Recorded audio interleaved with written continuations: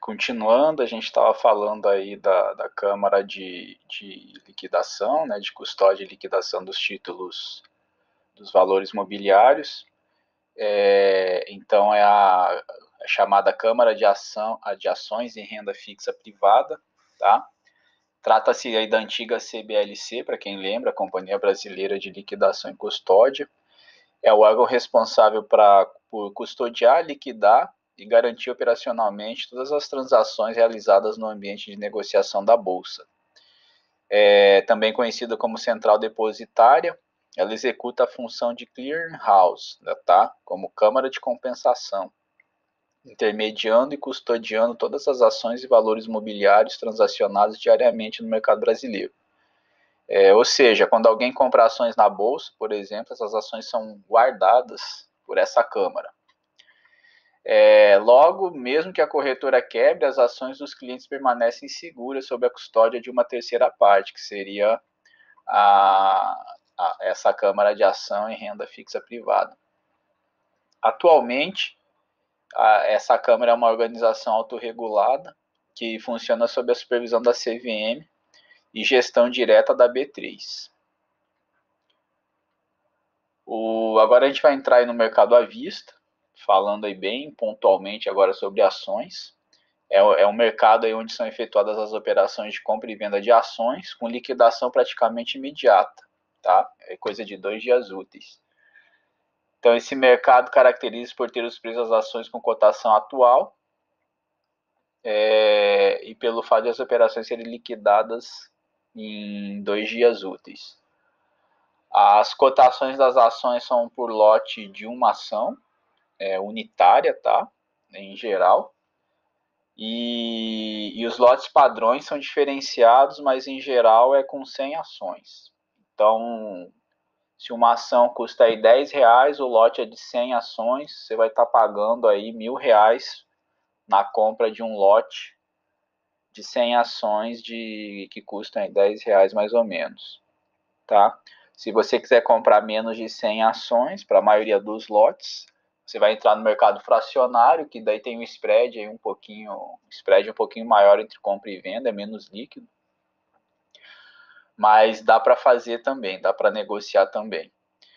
O ajuste das cotações, quando acontecem proventos, tá? Dividendos, essas coisas, é feito no fim do período desses direitos, tá? Dos direitos e proventos.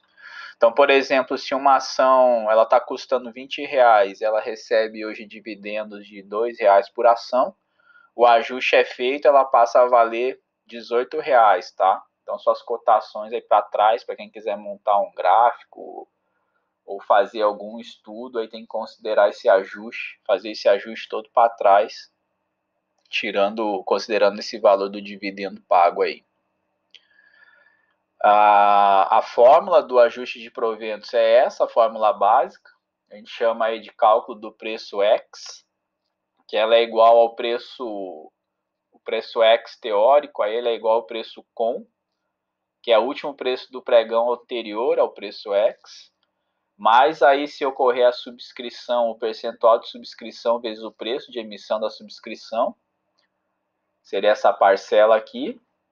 Se acontecer dividendos também, você diminui o dividendos, o valor pago é por ação, se você estiver fazendo por uma quantidade de uma ação, então vai ser por ação. E você divide pelo percentual de bonificação, se acontecer a bonificação, mais o percentual de subscrição, se acontecer. Então essa fórmula aí está envolvendo todas as possibilidades de proventos, uma fórmula só. Se acontecer só dividendos, você desconsidera o restante das parcelas aí do numerador e do denominador e usa só o que precisar, tá? Por exemplo, aqui, se tiver um dividendo de 2 centavos por ação, meio parecido com o exemplo que eu acabei de falar, se a última cotação da ação fosse R$30, o preço X passaria a ser R$29,98. Então, nessa fórmula ali de cima, do slide aqui, você usaria só o último preço do pregão anterior ao preço X, menos o dividendos e divide pela quantidade de ações que você está considerando no cálculo. No caso aqui, se for por ação, é a quantidade igual a 1. O preço X aí da ação passa a ser R$ 29,98.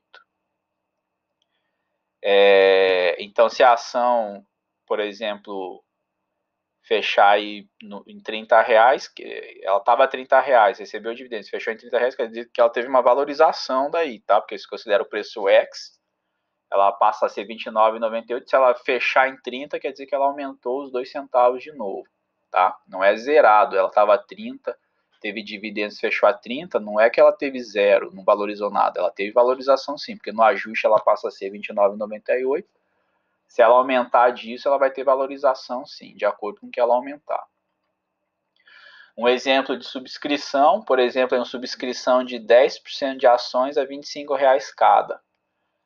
Como a gente falou, o preço de subscrição é sempre menor que o preço de mercado. Se a última cotação da ação fosse 30, por exemplo, que é maior que o 25, o preço X passa a ser 29,55, porque você considera lá naquela fórmula o preço com mais o percentual de subscrição vezes o preço de emissão, dividido pela quantidade de ação no cálculo. No caso aqui a gente está falando por ação, então é uma ação, mais o percentual aí de ações a serem subscritas. Então, fazendo essa conta, você chega aí no preço X de R$ 29,55. Um exemplo de bonificação, se for só bonificação, ela é o split, tá? Então, por exemplo, é uma bonificação de 100% de ações. Se a última cotação da ação fosse 30, o preço X passa a ser 15. Então, por exemplo, se você tinha uma ação, ganhou mais uma, ela custava 30. Para você fechar a conta aí do capital, você daí dividiria por 2, tá? Que seria 1 mais 100%, 1 mais 1, estaria dividindo aí 30 por 2, ela passaria a valer 15. Um exemplo de implit, aí uma bonificação, entre aspas, né, de 50 ações, estaria agrupando, tirando 50% das suas, não é tirando, né, agrupando, como se você tivesse 50% a menos de ações. Então, se a última cotação da ação fosse 30, o preço X passa a ser 60. Então, considere, você está fazendo um agrupamento de duas ações, você tem uma, cada uma passa a valer duas, cada uma valia 30, então a ação equivalente a duas passa a valer 60. Isso é bem intuitivo, né? Não precisa nem fazer a fórmula. Aí na questão da formação de preços, o preço da ação ela resulta da interação da oferta e da procura, tá? Sendo fatores importantes o desempenho e as perspectivas de determinado papel. Gente, sempre o preço vai estar ligado à expectativa de lucro da empresa. Se está subindo é porque a expectativa é de que a empresa vai apresentar lucro. Se está caindo é porque não. O mercado ele consegue, na maioria das vezes, prever isso e adaptar o preço aí à expectativa de lucro, tá? Sempre visando lucro. E o mercado, ele para fazer essa previsão, aí ele se utiliza de certos conceitos técnicos para precificar uma ação, que a gente vai ver aí para frente. Falando dos custos da transação, aí numa transação no mercado à vista, você tem que pagar sempre taxa de corretagem e emolumentos. E na questão de imposto, a tributação ela é devida pelo imposto de renda e pelo ISS. Então, isso sai na sua nota de corretagem, o ISS sai na nota de corretagem. O imposto de renda, se for day trade, ele já é retido na nota. E se você fizer uma venda, por exemplo, isso é mensal, por ação mensal, tá? Você comprou uma ação por 20 e vendeu ela por 30, você está tendo um lucro aí de R$10 por ação, você tem que aplicar a alíquota do imposto e fazer o recolhimento até o mês seguinte. Se você teve prejuízo em meses anteriores, você pode compensar, tá? E na questão de você vender até R$20.000, você não, por mês, você não paga imposto de renda, tá? Isso é uma norma aí da Receita Federal do Brasil. Você estaria isento se todo mês você vendesse R$20.000, mesmo que estivesse vendendo com lucro. A gente continua aí no próximo no próximo vídeo, tá? Que tá dando aqui 10 minutos. Até logo. Abraço.